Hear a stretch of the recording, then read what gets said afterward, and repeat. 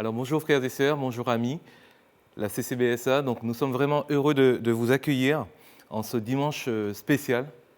C'est ce week-end qu'on appelle le week-end de Shavuot, le week-end de la Pentecôte. Et je voudrais en fait vraiment commencer ce temps par une lecture. Dans Actes, donc je vais sauter quelques passages. Donc tous, donc on parle des disciples, on parle des femmes, tous persévéraient de commun accord dans la prière avec les femmes, avec Marie, la mère de Jésus, et avec les frères de Jésus. Quand le jour de la Pentecôte arriva, donc on est au chapitre 2 de Actes, quand le jour de la Pentecôte arriva, ils étaient tous ensemble au même endroit. Tout à coup, il vint du ciel un bruit comme celui d'un vent violent qui remplit toute la maison où ils étaient assis. Et vraiment, c'est ce tout à coup que j'appelle sur vous ce matin. Je voudrais vraiment que le Saint-Esprit vous baptise à nouveau. Dans ce tout à coup, il est aussi parlé de quelque chose de surprenant, quelque chose en fait d'inattendu. Alors, beaucoup ont déjà reçu le Saint-Esprit, mais dans ce tout à coup, j'appelle sur vous un renouveau, un vin nouveau. Et avant même de laisser la place à l'équipe de louange, je voudrais vraiment qu'on prenne juste un temps. 1 minute s'il le faut, mais juste un temps où on prie. Et pour recevoir à nouveau le vin nouveau, pour recevoir le Saint-Esprit. Alors, chez vous, vous pouvez prier en langue. Moi, je vais juste faire monter une prière. Seigneur mon Dieu, merci pour ton Saint-Esprit. Merci pour cet esprit de consolation que tu as envoyé. Merci pour ce guide qui nous permet de toucher ton trône, d'arriver à toi, Seigneur mon Dieu, mon Père Jésus. J'appelle, Seigneur mon Dieu, mon Père, vraiment ce Saint-Esprit à nouveau à nous visiter là où nous sommes, à nous bouleverser dans nos raisonnements, à nous amener à un changement de paradigme, Seigneur. J'appelle vraiment, Seigneur, ce Saint-Esprit à nous montrer le Père. Et de ce temps d'incertitude, de ce temps où le virus perdure, nous voulons vraiment, Seigneur, amener ton shalom, amener cet esprit qui transforme les cœurs et qui amène également la guérison, Seigneur. Nous te bénissons, nous te louerons, Papa, parce que vraiment que tu ne nous as jamais laissés orphelins, tu ne nous as jamais laissés seuls, Seigneur, mon Dieu, mon Père. Alors nous accueillons cet esprit. Là où vous êtes, vraiment accueillez le Saint-Esprit. Accueillez cet esprit qui vous amène encore plus loin. Dans Apocalypse 4, il est dit que devant le trône de Dieu, il y a comme une mer semblable à une mer de cristal. Vraiment, je vous invite à monter plus haut avec le Saint-Esprit ce matin. Alors qu'on va laisser la place à l'équipe de louange, ensuite au pasteur et ancien Jean-Pierre Kouapé. Je vous invite vraiment à rester dans cette attitude où vous accueillez le Saint-Esprit. Amen. Je vous bénis au nom de Jésus-Christ.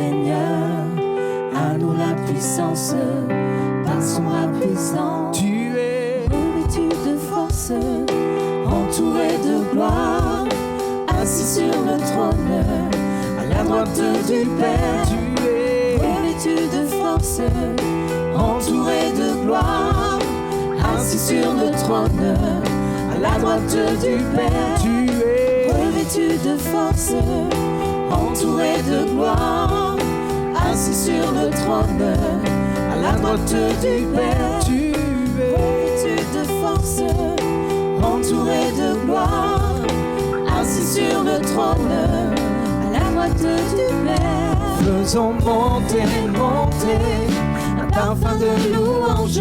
Faisons monter, monter, notre adoration. Faisons monter, monter, un parfum de louange.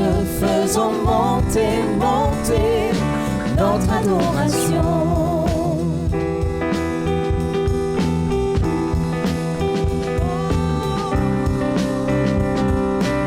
À nous la force, À nous la force, la joie du Seigneur.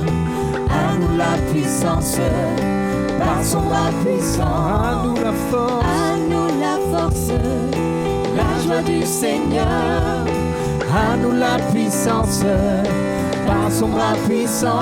tu es Revêtu de force, entouré de gloire, assis sur le trône, à la droite du Père. tu es Revêtu de force, entouré de gloire, assis sur le trône, à la droite du Père.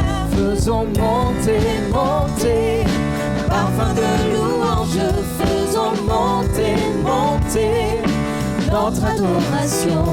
Faisons monter, monter, un parfum de louange. Faisons monter, monter, notre adoration. Faisons monter, monter, un parfum de louange. Faisons monter, monter, notre adoration. Faisons monter, monter, un parfum de louange. Faisons monter, monter, notre adoration. Faisons monter, faisons monter, faisons monter, faisons monter, faisons monter, faisons monter, faisons monter, faisons monter,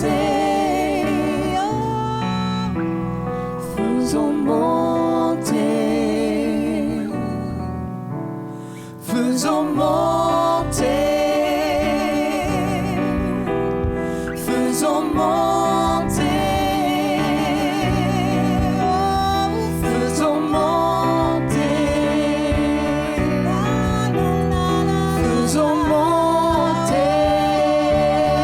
faisons monter, faisons monter, faisons monter, faisons monter, faisons monter, faisons monter,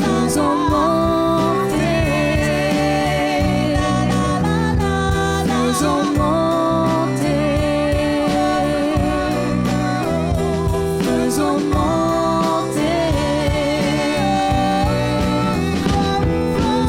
monter, faisons monter, notre adoration. Faisons monter,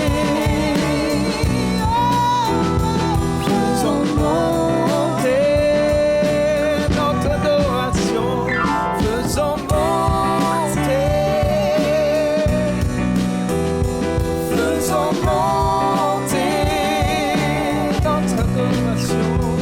faisons monter, un parfum de louange. Faisons monter, Notre adoration.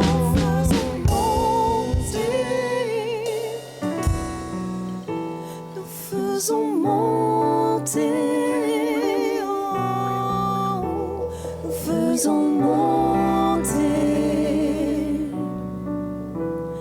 faisons monter, faisons monter le parfum de nos vies. Faisons monter notre adoration. Nous faisons monter un parfum de louange. Faisons monter notre adoration. Faisons monter, nous faisons monter, faisons monter, nous faisons monter, Faisons monter, faisons monter, faisons monter, parfum de louange, faisons monter, faisons monter, faisons monter, nous faisons monter, nous faisons monter notre adoration, faisons monter notre adoration, faisons monter notre adoration. parfum de nos vies,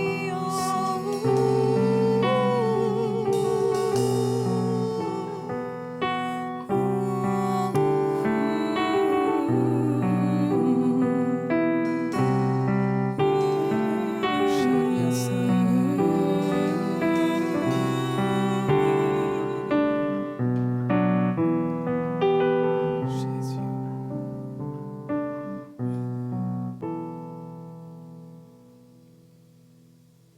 Alléluia.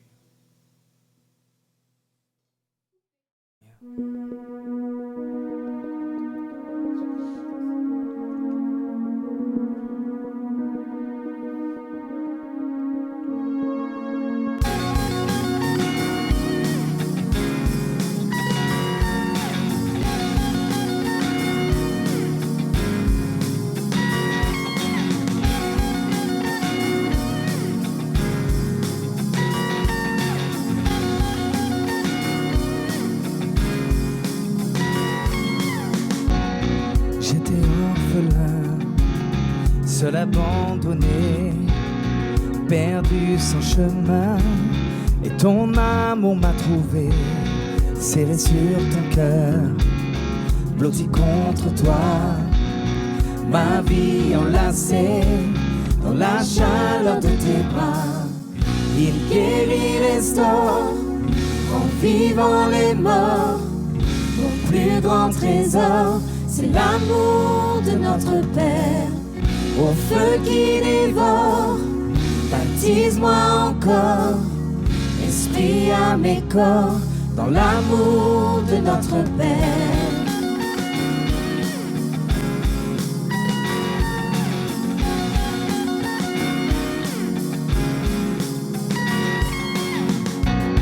J'étais orphelin, tu m'as adopté, saisi par ta main, tu m'as donné un foyer, de nouveaux vêtements, une bague au doigt.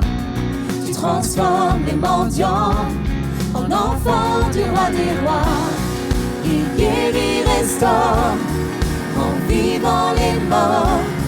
Mon plus grand trésor, c'est l'amour de notre Père, au feu qui dévore. Baptise-moi encore, esprit à mes corps, dans l'amour de notre Père. Il guérit, restaure, en vivant les morts. Mon plus grand trésor, c'est l'amour de notre Père, au feu qui dévore. Baptise-moi encore, esprit à mes corps, dans l'amour de notre Père.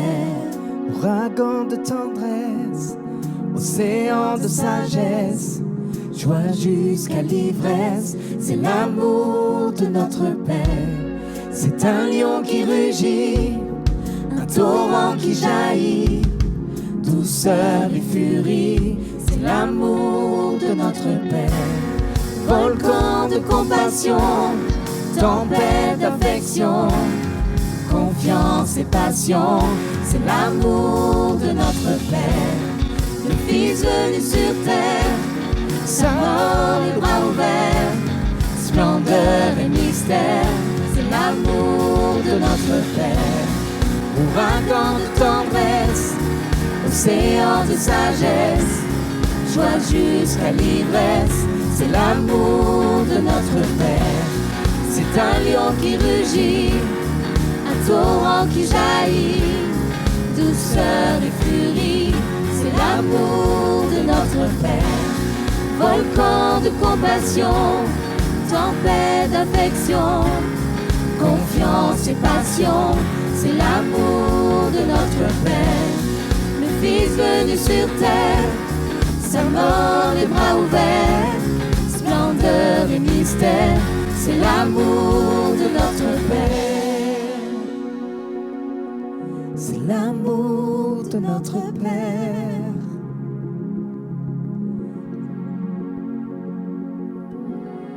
Il guérit, restaure, rend vivant les morts. Mon plus grand trésor, c'est l'amour de notre Père. Au feu qui dévore, baptise-moi encore, esprit, âme et corps, dans l'amour de notre Père. Il guérit, restaure, rend vivant les morts. Mon plus grand trésor, c'est l'amour de notre Père. Au feu qui dévore, baptise-moi encore, esprit, âme et corps, dans l'amour de notre Père.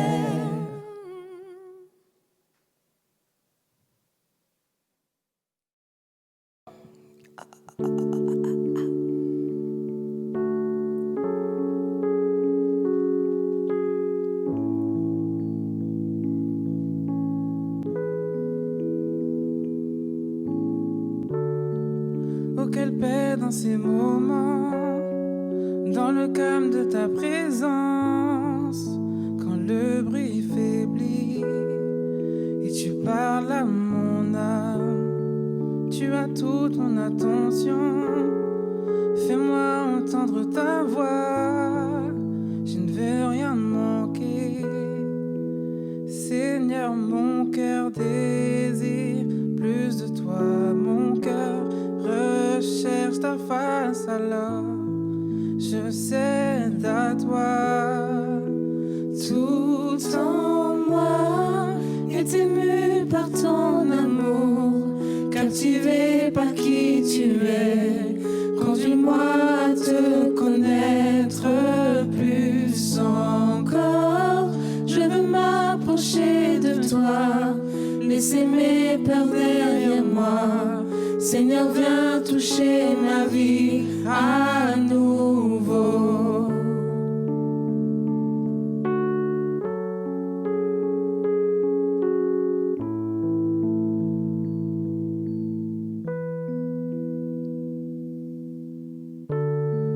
Comme le soleil à l'aurore, comme la brise dans la nuit, ta paix me restaure.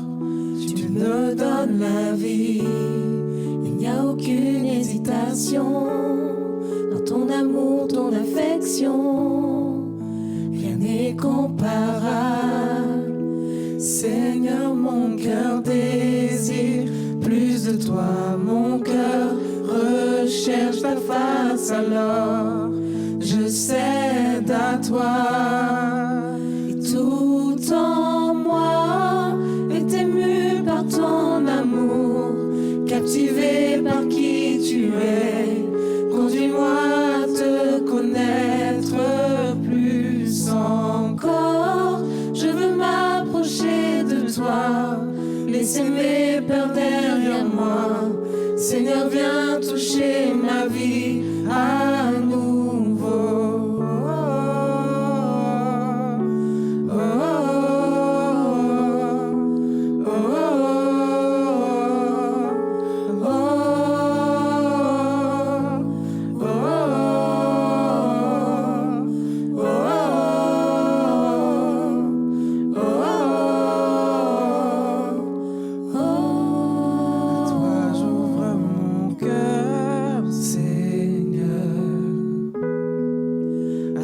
J'ouvre mon cœur à jamais.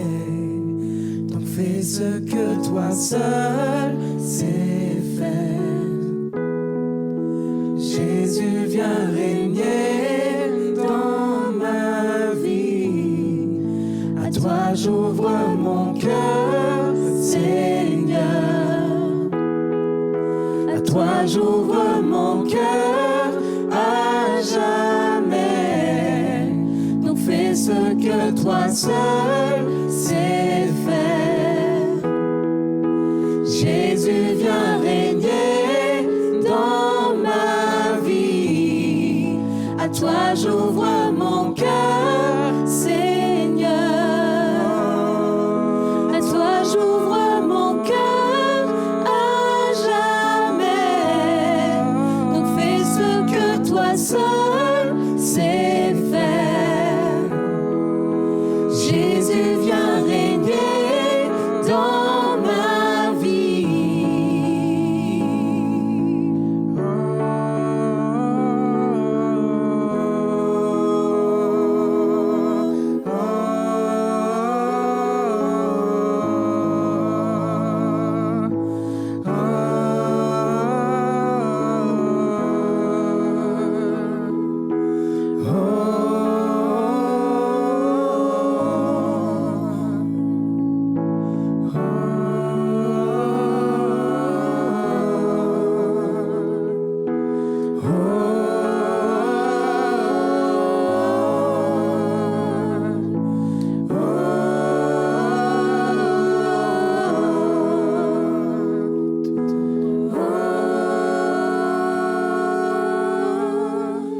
Tout en moi est ému par ton amour, captivé par qui tu es. Conduis-moi à te connaître plus encore.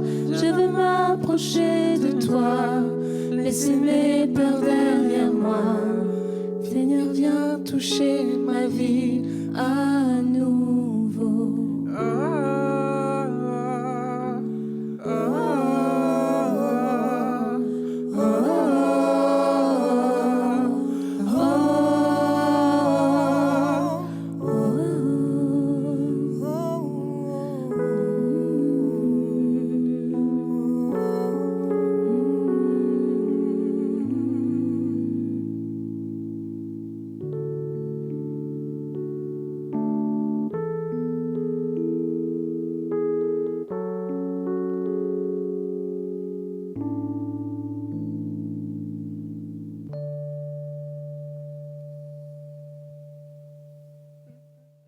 Merci. Bonjour à tous. C'est avec une grande joie que je vous retrouve à l'occasion de ce culte ce matin. Et voilà, je voudrais parler d'un sujet un peu récurrent pour moi. J'ai beaucoup de plaisir à parler de cela parce que ça nous appelle à aller plus loin. Et le titre de mon message, c'est « Voyage interrompu ». J'ai mis quelques points de suspension, mais vraiment, on ne va pas rester dans ce voyage interrompu, on va aller vers une autre destination. Et c'est vraiment le sujet de ce message ce matin. Alors c'est vrai qu'aujourd'hui, les frontières sont fermées. Cette crise sanitaire Covid-19 nous a arrêtés, nous a mis un peu au point mort. Quelqu'un disait il y a eu une pause dans ce temps particulier. Et si les frontières sont fermées, si les avions sont cloués au sol et que nous ne pouvons pas nous déplacer, nous avons dû les reporter. Et tous nos voyages que nous avions prévus, nous avons dû les reporter. Mais en ce moment, c'est tout à fait d'actualité, nous pouvons commencer à rêver à de nouveaux voyages. Le Premier ministre nous a donné le feu vert pour nous déplacer à plus de 100 km de chez nous. Et tout le monde saute de joie parce que nous allons pouvoir nous préparer à partir. Mais avant de nous déplacer pour partir en vacances ou faire un déplacement, nous faisons toujours des préparatifs en tout genre. On va choisir notre moyen de transport, on va calculer le nombre de valises nécessaires, choisir les vêtements chauds ou plus légers, et puis bien sûr, comme nous sommes des bons gestionnaires, prévoir un bon budget. La réalité de l'événement nous amène à prendre toutes les meilleures dispositions pour profiter au mieux de ce temps de repos. Rien n'est laissé au hasard. Et si vous avez quelques doutes, bien sûr, je pense que vous allez même interroger le Seigneur pour qu'il vous accompagne dans vos démarches. Nous avons appris d'ailleurs à concilier les choses naturelles aux spirituelles quand celles-ci nous apportent du bonheur, et c'est bien naturel. Alors je voudrais rappeler quelques messages que nous avons déjà entendus par YouTube ces derniers temps. Et toutes ces prédications nous laissaient entendre qu'il y allait y avoir de nouveaux changements. Éric nous a parlé de voyage en 4x4 dans un environnement désertique. Il nous a rappelé que les voies de Dieu sont impénétrables. Et il nous posait 3 questions importantes. Faut-il être fataliste devant la situation et accepter les choses sans rien faire et accepter avec incertitude nos lendemains? Faut-il entreprendre dans un temps aussi troublé qu'aujourd'hui? Et enfin, la 3e question, c'est comment nous engager sur la route avec de nouveaux horizons? Éric nous a rappelé que sur cette route, il faut avoir une bonne orientation, équipée d'une carte, et pour finir, être bien accompagné. Rodrigue, quant à lui, a parlé d'un nouveau commencement, d'un nouveau cycle. La présence de Dieu n'est pas abstraite. Nous sommes appelés à établir le règne de Dieu sur la terre, rentrer dans l'action après avoir écouté Dieu. Et le fait d'écouter Dieu n'est pas suffisant en soi, parce qu'une fois qu'on a écouté, faut-il encore se lever et obéir à ses directives. Dimanche dernier, Nicolas nous parlait aussi de confinement. Confinement de Noé, confinement de Jonas et le confinement de l'église de Jérusalem dans la chambre haute. Tous sont sortis de leur confinement en accomplissant les commandements de Dieu. Noé n'est pas resté dans l'arche, Jonas n'est pas resté dans le ventre du poisson, et les disciples également ne sont pas restés dans la chambre haute.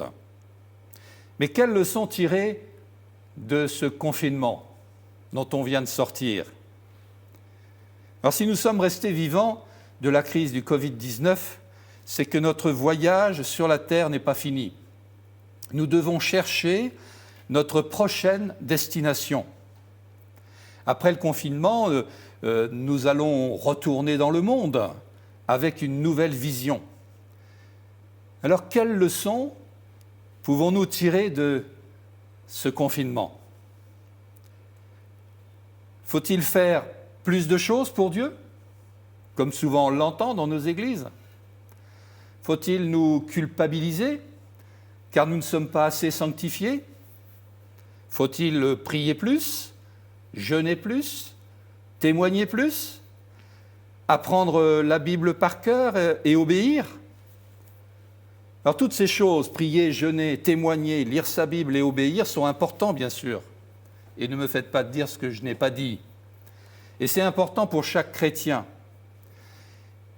Mais si nous ne sommes pas alignés avec la pensée de Dieu, nous pouvons rater l'objectif.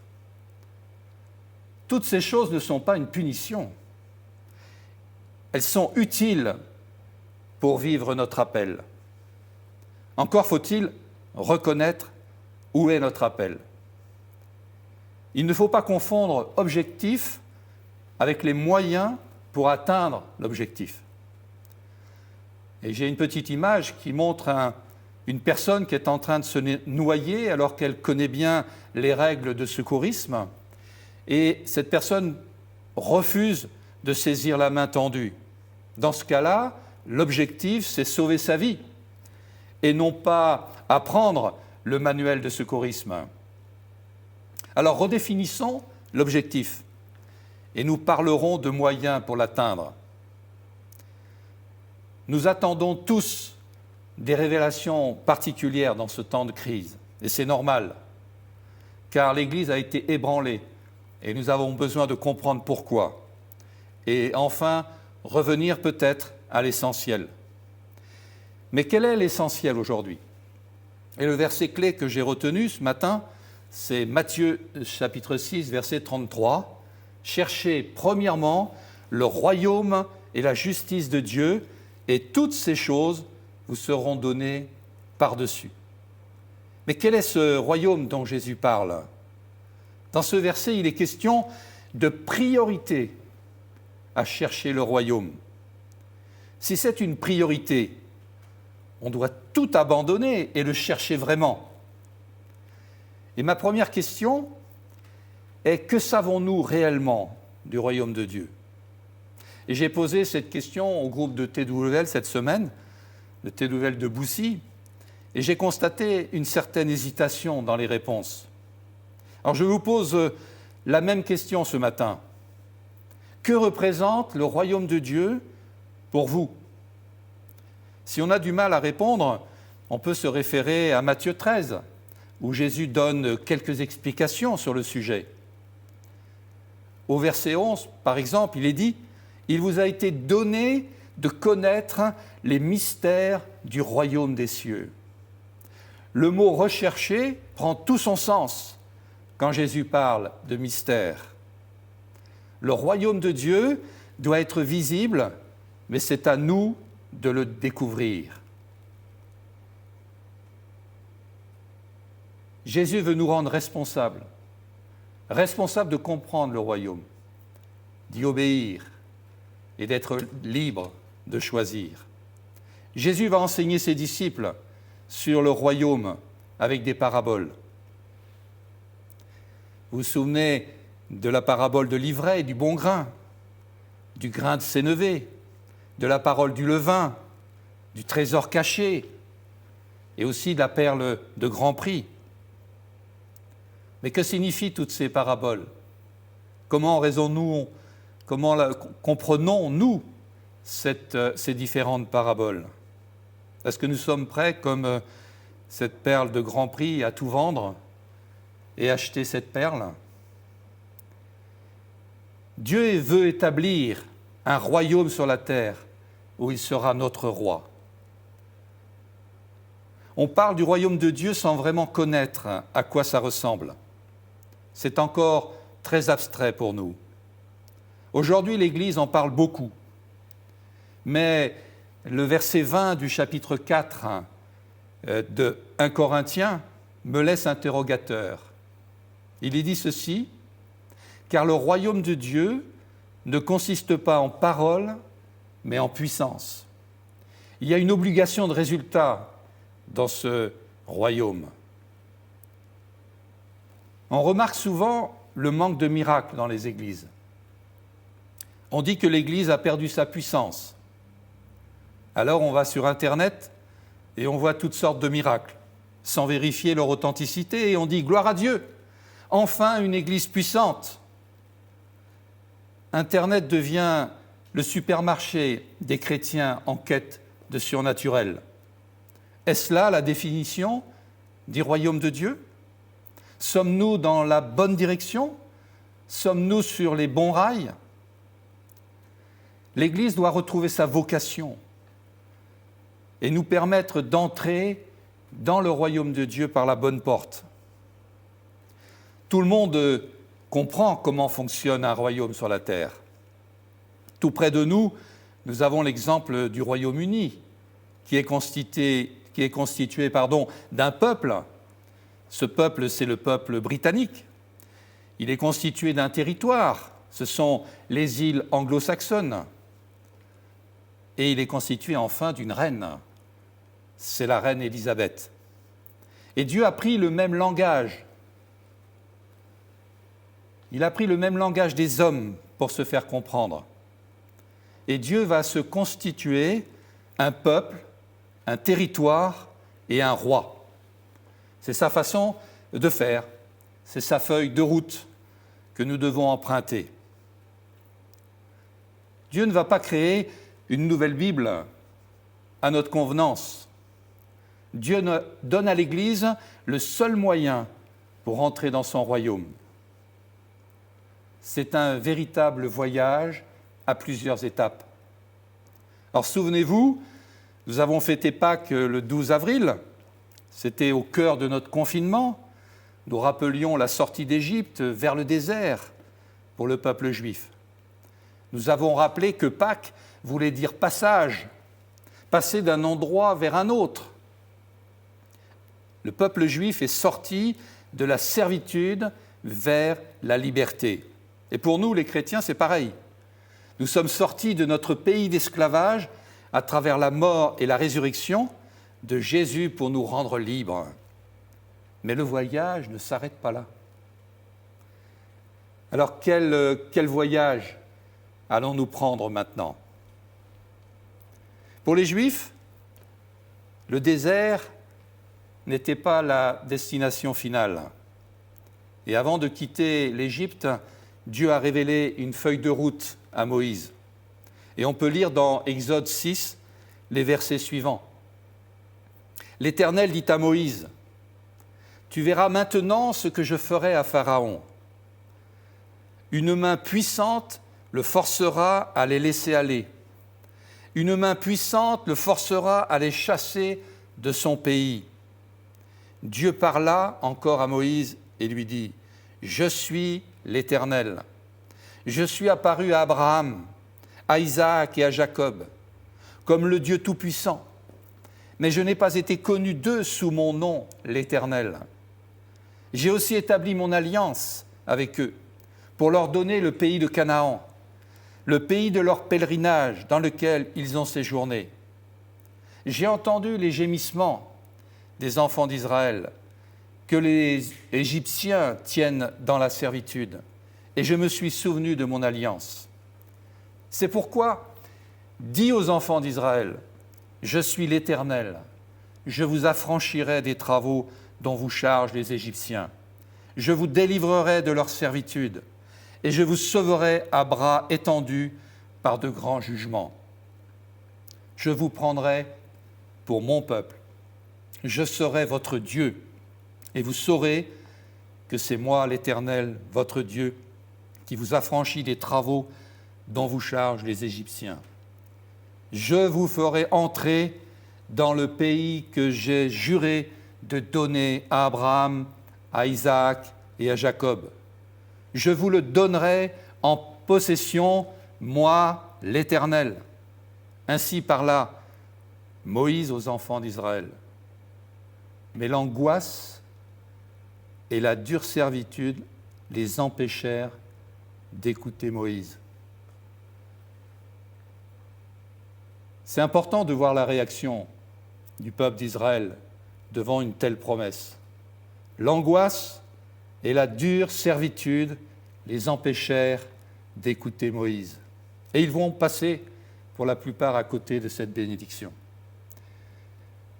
En Exode 19, verset 6, il est rappelé un verset qui est important, qui dit ceci, « Vous serez pour moi un royaume de sacrificateurs et une nation sainte. » C'est la première fois dans ce passage, au temps d'Abraham, de Moïse, que ce mot « royaume » est mentionné. On pense souvent que le royaume est né avec Jésus-Christ. Le projet de Dieu commence déjà là, avec la promesse faite à Abraham et à Moïse. Alors nous allons entreprendre cette nouvelle destination qui est direction la terre promise. La promesse de Dieu faite à Abraham et à Moïse nous laisse voir une stratégie où Dieu parle de son royaume. Dieu va démontrer physiquement la réalité de son royaume, matérialisé par un peuple, une terre et un roi.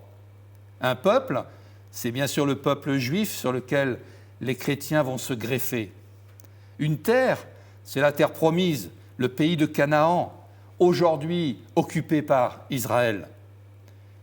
Et enfin, un roi, le Messie, Jésus, qui a été couronné roi des rois à la croix. L'Église est devenue un peuple. Elle a son roi, puisqu'on a reconnu Jésus comme le Fils de Dieu, roi des rois. Mais la seule différence, c'est qu'elle n'a pas sa terre. La promesse d'Abraham est aussi pour nous, l'Église. l'Église a toujours considéré que sa terre était dans le ciel. Et on a délaissé la réalité de notre territoire sur la terre. Et pourtant, à la fin de la Bible, il nous est rappelé dans Apocalypse 5, verset 10, il est rappelé le rôle de l'Église. Jésus a fait de nous, Église, un royaume et des sacrificateurs pour notre Dieu. Et nous régnerons sur la terre. Voilà la promesse qui a été faite à Abraham. On la retrouve à la fin de ce livre merveilleux qu'est la Bible. Il nous a enrôlés. Il nous a enrôlés dans ce royaume. Et nous voulons être pleinement à l'écoute de ce que Dieu est en train de dire aujourd'hui à l'Église. Alors nous devons modifier notre destination. Dieu va corriger la trajectoire. Dieu ne juge pas. Aujourd'hui, on a peut-être des tentations. Qui a amené le Covid-19 ? Dieu ne juge pas, il aime sa créature. Mais il nous donne de nouvelles directions. Il va changer, il va corriger la trajectoire dans laquelle nous sommes et nous faire comprendre cette nouvelle destination. La première trajectoire, c'est du confinement de l'Église au désert. C'est cette fameuse Pâque dont on a parlé. Le deuxième, c'est du confinement du désert au pays de la promesse. On parle beaucoup de confinement. On a envie d'en sortir, n'est-ce pas ? Alors ce premier confinement de l'Église de l'Égypte vers le désert nous rappelle cette vie d'esclave et aux travaux forcés liés au péché d'Adam et Ève. Mais Dieu envoie un libérateur, Moïse, pour libérer son peuple. Il s'est formé pour cette mission. 40 ans chez son beau-père Jéthro à garder des moutons. Dieu va faire une nouvelle alliance avec son peuple pour le libérer de la servitude de l'Égypte. Il a dit « Je vous prendrai pour mon peuple et je serai votre Dieu ». Le départ est sonné, c'est la Pâque. Un agneau va être sacrifié et son sang posé sur les linteaux et les poteaux des portes. Il va servir de signe pour épargner les premiers-nés des enfants d'Israël. À travers cette stratégie exceptionnelle de Dieu, l'Église va être au bénéfice de ce miracle à travers la venue de Jésus. Le deuxième confinement, c'est le confinement du désert vers le pays de la promesse. Alors, le peuple d'Israël a été confiné dans ce désert pendant 40 ans, lui aussi. Temps de formation, comme comme Moïse, qui a pu permettre cette mission que Dieu lui a confiée. Confiné dans le désert, ce n'est pas une partie de plaisir. On a vite envie de trouver de l'ombre et surtout de l'eau. Et dans le désert, le peuple d'Israël va apprendre à être totalement dépendant de Dieu. On a quitté une mentalité d'esclave en une mentalité du royaume. Et ce n'est pas une chose toute simple à faire. 40 ans. Il a fallu une génération pour que le peuple d'Israël change de mentalité. Quelques exemples de ce besoin de changement. La première, et elle est principale, je crois, à peine sortis d'Égypte, ils murmurèrent contre Moïse. Et on peut relire toute cette histoire de la traversée du désert dans Exode 15, 16, 17, où on a vu les eaux de Mara qui étaient amères. Ils murmurèrent contre Moïse. Et Dieu intervient pour rendre cette eau douce. On a vu l'histoire de la manne. Ils murmuraient à nouveau et dire à Moïse, pourquoi nous avoir fait sortir d'Égypte et y mourir dans le désert? Là-bas, on mangeait à notre faim. Dieu intervient et leur donne des cailles et du pain. Ils ont désobéi aussi concernant le jour du sabbat. Ils murmurèrent encore. Ils tentèrent Dieu par leur mauvaise attitude. jusqu'à ce que Dieu fasse sortir de l'eau du rocher d'Horeb. Ils refusèrent aussi d'entendre parler Dieu. Ils cherchaient des réponses après Moïse. Et ils disaient souvent « Parle-nous, toi, Moïse, nous avons peur de Dieu. » Et enfin, ils ont, par leur manque d'impatience, construit un veau d'or, puisque Moïse tardait à redescendre de la montagne. Et leur impatience a été jusqu'à l'idolâtrie. Au final, seule la génération de Josué et Caleb a acquis la mentalité du royaume. Alors que pouvons-nous apprendre du peuple juif dans le désert ? Dans 1 Corinthiens chapitre 10, et on pourrait lire les 11 premiers versets, mais je vous lis simplement le dernier, le verset 11. « Ces choses leur sont arrivées pour servir d'exemple.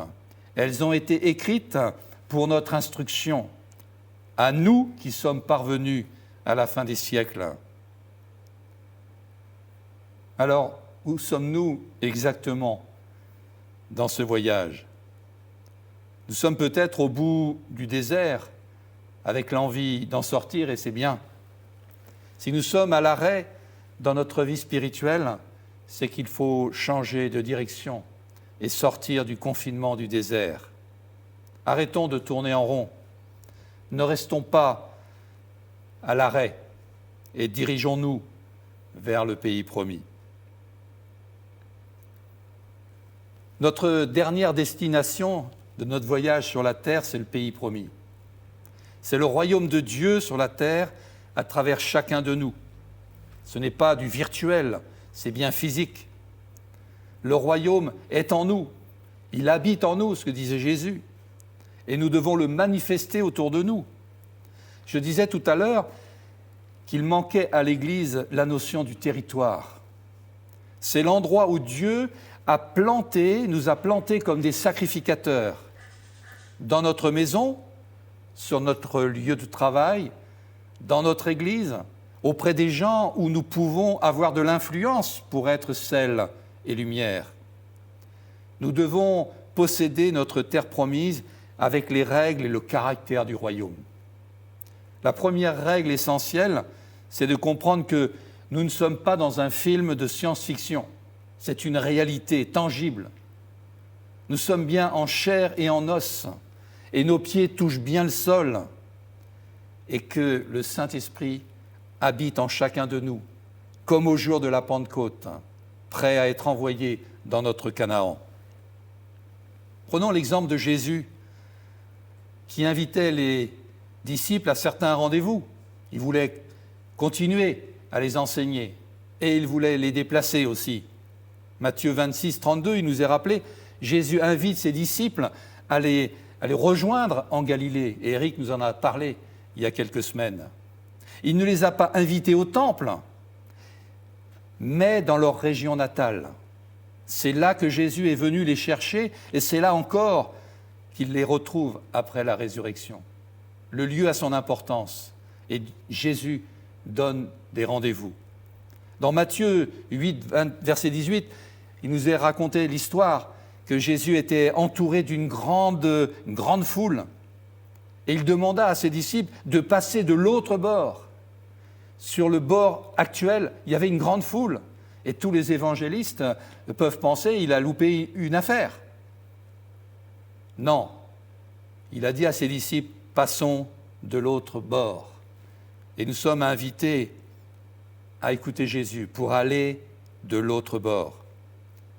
Jésus nous invite à voyager là où il est, car là où il est se trouvent les miracles. Les miracles suivent Jésus. Et moi j'ai envie d'être dans ce rendez-vous que Jésus est en train de nous faire encore aujourd'hui, de nous proposer aujourd'hui. Quelquefois c'est la tempête qui se lève, mais nous sommes rassurés de sa présence, même s'il semble dormir. Ne cherchons pas les miracles sur Internet ou sur les réseaux sociaux. vivons-les chez nous, là où nous sommes avec Jésus. Alors revenons à notre voyage. Dans le livre de Josué, on découvre les conditions pour rentrer et posséder la terre promise. La première condition, c'est de ne pas être impressionné par les habitants du pays. On voit ça dans Nombre 13. Rappelons-nous les 12 espions qui ont fait un rapport à Moïse sur le pays de Canaan. Ils ont bien confirmé que ce pays était riche de fruits énormes. Et ça nous donne envie lorsqu'on écoute ces propos. Ils ont même vu couler le lait et le miel, selon la promesse. Mais après avoir décrit les choses agréables, ils ont communiqué la peur au peuple d'Israël en décrivant les géants. Le peuple prit peur devant le rapport des 10 espions.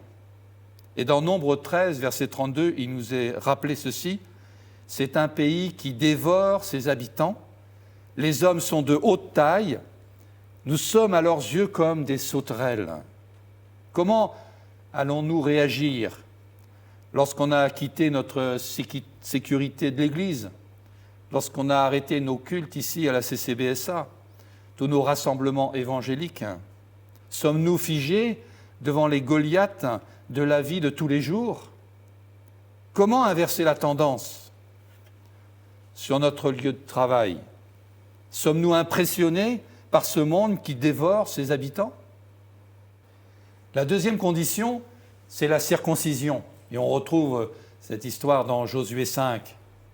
C'est la coupure finale des attaches à l'esclavage de l'Égypte et de la traversée du désert. C'est aussi la circoncision de Christ qui consiste au dépouillement de la chair qu'on retrouve dans Colossiens 2, verset 11. Mais c'est aussi une question importante, et on n'en parle pas peut-être souvent, c'est l'endroit de la conception. Je ne vous fais pas un dessin. C'est l'endroit de la conception. Et Dieu va nous appeler à enfanter d'une nouvelle façon. Pas d'adeptes de notre religion chrétienne, même si on se trouve bien dans nos milieux évangéliques, mais des disciples confirmés par le royaume de Dieu. Voilà un nouvel enfantement. Voilà une nouvelle conception. Et nous voulons rentrer dans ce temps aujourd'hui. On a assez de chrétiens. Nous voulons maintenant des disciples et les enfanter. Alors passons, en rentrant dans ce pays de la promesse, passons par la circoncision, afin d'enfanter différemment. La troisième condition, c'est d'être discipliné pour gagner. Alors, c'est peut-être spécial pour la France. On a inventé la Révolution et on est peut-être les premiers à la mettre en œuvre. Et dans cette première guerre que le pays d'Israël a commencé dans ce pays de la promesse, c'est Jéricho. Jéricho est la première victoire réalisée avec des hommes de guerre disciplinés, des sacrificateurs avec des trompettes. Tout est là, c'est une stratégie que Dieu a donnée à l'avance. Rien n'est laissé au hasard. Tout est synchro, tout fonctionne, parce que nous sommes à l'emplacement que Dieu veut pour nous. C'est une stratégie mise en place par Dieu et exécutée par un peuple obéissant et discipliné comme une armée. Nous sommes sortis du désert où les gens tournaient en rond au rythme des animaux. Et là, cette troupe, cette foule va être transformée en armée obéissante, organisée pour gagner. C'est ça l'objectif. Alors sortons de la foule du désert et engageons-nous comme disciples dans l'armée du royaume de Dieu. Vous êtes dans le pays de Canaan. Dans Jean 15, verset 16, il est rappelé « Ce n'est pas vous qui m'avez choisi, c'est moi. Je vous ai choisi et je vous ai établi afin que vous alliez et que vous portiez du fruit et que votre fruit demeure, afin que ce que vous demanderez au Père en mon nom, il vous le donne. » Obligation de résultat. porter du fruit, exaucement de prière. Combien on aspire à ces choses-là. Il faut être à notre place. Et notre place, il faut aller jusqu'au bout de notre voyage. Il y a environ 2 ans, j'ai demandé au Seigneur où se situait l'Église dans ce voyage. Et j'ai reçu la réponse suivante: l'Église est dans la transition. L'Église tourne le dos au désert et elle veut bien le quitter, et elle regarde le pays promis sans y entrer pleinement. Les anciens clichés du désert restent collés dans nos pensées. Nous raisonnons petit, nous sommes apeurés. Nous ne voulons pas prendre possession de ces fruits énormes qui sont de l'autre côté. Pourquoi ? Parce qu'il y a aussi des Goliaths qui nous impressionnent. Lorsqu'on est sorti d'Égypte, le pays de l'esclavage, on est entré dans le désert avec les pensées d'esclaves attachées à notre peau. Et lorsqu'on va sortir du désert, on a du mal à nous débarrasser de ces anciens clichés qu'on a vécu dans le désert. Et on vit toujours avec. On murmure parfois. On se rassure de la foule, de la foi collective. Connaître Dieu à travers un homme, même un pasteur, à travers notre religion évangélique qui nous rassure. Nous devons quitter la foule incontrôlable et devenir une équipe organisée et disciplinée. Jésus parlait aux foules, mais se révélait en secret qu'à ses disciples. Nous devons être ces disciples qui nous mettons aux pieds de Jésus et entendre ce qu'il veut nous dire. Et il va nous révéler ses secrets. Il ne va pas parler à la foule. Et on a envie d'être dans la foule souvent. On a envie de recevoir quelques miettes. Mais Jésus se met à part. Et il parle. Et il révèle ses secrets à ses disciples. Alors si nous sommes disciples de Jésus, et j'espère qu'il y en a beaucoup parmi nous, nous devons agir comme lui. Pendant une 30aine d'années, il vivait dans la cité, avec ses parents, au temple, au travail. Il a terminé sa mission en enseignant, en prenant des exemples de la vie courante. Et les 3 dernières années de sa vie, on dit souvent qu'il est rentré dans son ministère, il est rentré dans sa mission. Mais pour rentrer dans sa mission, vous croyez que les 30 années précédentes n'ont pas servi comme enseignement pour aller jusqu'au bout de sa mission? On oublie trop souvent ces choses-là. Mais Jésus est l'exemple parfait. Il a été charpentier, il a monté des maisons. Il a dû avoir les mêmes problèmes que nous rencontrons dans notre milieu professionnel. Il a été dans le temple pour enseigner, alors qu'il était déjà très jeune. Il a assimilé toutes ces choses de vie courante, de vie concrète, dont nous avons envie, dont nous devons rentrer pleinement, comme dans le pays de la promesse. Alors pour conclure, je vais vous citer le descriptif du royaume, là où je voudrais vous emmener. Et c'est vrai, ça reste penseur, parce que souvent on est bien loin de cette réalisation. Mais je vais vous donner envie, comme un document de voyage, que vous puissiez le regarder pleinement en disant « oui, j'adhère et j'achète mon ticket ».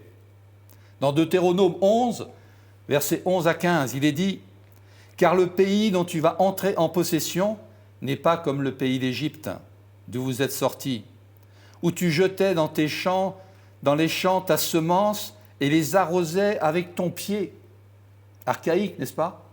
Pour connaître un peu le jardin potager. Le pays que vous allez posséder est un pays de montagnes et de vallées qui boit les eaux de la pluie du ciel. Il y a une liaison sans cesse avec le ciel. Il n'y a pas de sécheresse. C'est un pays dont l'Éternel, ton Dieu, prend soin et sur lequel l'Éternel, ton Dieu, a continuellement les yeux du commencement à la fin de l'année. Si vous obéissez à mes commandements que je vous prescris aujourd'hui, si vous aimez l'Éternel, votre Dieu, et si vous le servez de tout votre cœur et de toute votre âme, je donnerai à votre pays la pluie en son temps, la pluie de la première et de l'arrière-saison, et tu recueilleras ton blé, ton mou et ton huile. je mettrai aussi dans tes champs de l'herbe pour ton bétail, et tu mangeras et te rassasieras.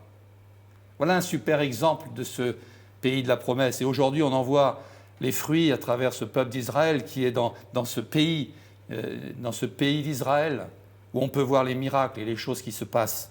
Un désert qui fleurit aujourd'hui, avec tous les exemples qu'on peut en citer, mais je m'arrête là-dessus. Alors je veux inviter les jeunes, la nouvelle génération, à entrer dans cette terre promise. Vous voulez une vie de victoire, vous voulez une vie de miracle pour vous et votre génération. Alors suivez Jésus là où il est, là où il donne des rendez-vous. Dès lundi matin, cherchez-le et revenez dans votre église dimanche prochain en racontant des histoires miraculeuses de la vie courante. Ne vous laissez pas impressionner par les difficultés, persévérez, parce que nous sommes dans le pays de la promesse. Jésus a dit, vous aurez des tribulations dans le monde, mais prenez courage, j'ai vaincu le monde. Et j'ai une pensée aussi pour les moins jeunes. Certains, comme dans le désert, toute une génération n'est pas rentrée dans le pays de la promesse. Mais j'ai une pensée quand même pour ceux qui sont moins jeunes. Et j'ai le droit de le dire parce que j'ai relu Hébreux 4, versets 1 à 8, et je vais vous le lire maintenant. Craignons donc, tandis que la promesse d'entrer dans son repos subsiste encore. Et là, on voit nous sommes bien dans le pays de Canaan, même si on parle de repos. On est dans un pays où il y a la guerre, mais le repos est donné par-dessus. Donc c'est intéressant, non, d'entendre cela. Donc, craignons donc, tandis que la promesse d'entrer dans son repos subsiste encore, qu'aucun de vous ne paraisse être venu trop tard. Car cette bonne nouvelle nous a été annoncée aussi bien qu'à eux, le peuple juif. Mais la parole qui leur fut annoncée ne leur servit de rien, parce qu'elle ne trouva pas de la foi chez ceux qui l'entendirent. Pour nous qui avons cru, nous entrons dans le repos, nous rentrons dans le pays de la promesse. Selon qu'il dit, je jurerai dans ma colère, ils n'entreront pas dans mon repos. Il dit cela, quoique ses œuvres eussent été achevées depuis la création du monde. Car il a parlé quelque part ainsi du 7e jour. Et Dieu se reposa de toutes ses œuvres le 7e jour. Et ici encore, ils n'entreront pas dans mon repos. Or, puisqu'il est encore réservé à quelques-uns d'y entrer, et c'est pour nous aujourd'hui, et que ceux à qui d'abord la promesse a été faite n'y sont pas entrés à cause de leur désobéissance, Dieu fixe un nouveau jour aujourd'hui, en disant dans David, si longtemps après, comme il est dit plus haut, aujourd'hui, si vous entendez sa voix, n'endurcissez pas vos cœurs. Car si Josué leur eût donné le repos, ils ne parleraient pas après cela d'un autre jour. Et c'est un autre jour aujourd'hui. Il faut le saisir. Alors si Eric nous a présenté un 4x4 dans le désert, je veux bien affréter un bus pour aller chercher les retardataires, afin que personne ne soit abandonné dans le désert. Et je rappelle ce court verset, n'endurcissez pas vos cœurs. Alors sortons de notre chambre haute et entrons dans le pays promis. Alors bonne fête de Pentecôte et bon dimanche à tous. Amen. Alors, j'espère que vous avez été bénis par la louange, par la prédication du pasteur et ancien Jean-Pierre Coapé. Donc on aura le plaisir de se retrouver toujours en fait dans les groupes de vie qu'on appelle les GDV, donc il y en a 4. Donc prenez contact avec les responsables, visitez le site, il y a aussi les annonces. Mais en tout cas, je vous invite déjà à réserver cette date du 7 juin où on aura le plaisir d'accueillir sur le site, bien entendu, en ligne, la couverture apostolique, donc André de Benet, qui nous parlera depuis Nérac, mais déjà réservé cette date. Je voudrais vous laisser avec cette prière d'Aaron. Et c'était une instruction que l'Éternel avait donnée à Moïse pour Aaron, qu'on retrouve dans Nombre 6. Et c'est cette bénédiction que j'appelle sur vous et sur votre famille. Que l'Éternel te bénisse et te garde. Que l'Éternel te bénisse et te garde. Là où tu es, que l'Éternel te bénisse et te garde. Que l'Éternel fasse briller son visage sur toi et t'accorde sa grâce. Que l'Éternel fasse briller son visage sur toi et t'accorde sa grâce. Que l'Éternel se tourne vers toi et te donne la paix. Vraiment, je vous invite à relire et à vous saisir de cette prière comme vraiment en fait une promesse que l'Éternel vous a donnée, mais également comme une victoire déjà que vous avez au nom de Jésus-Christ. Soyez bénis et on se retrouve tous ensemble en fait sur le site et réservez encore cette date du 7 juin. Bon dimanche à tous.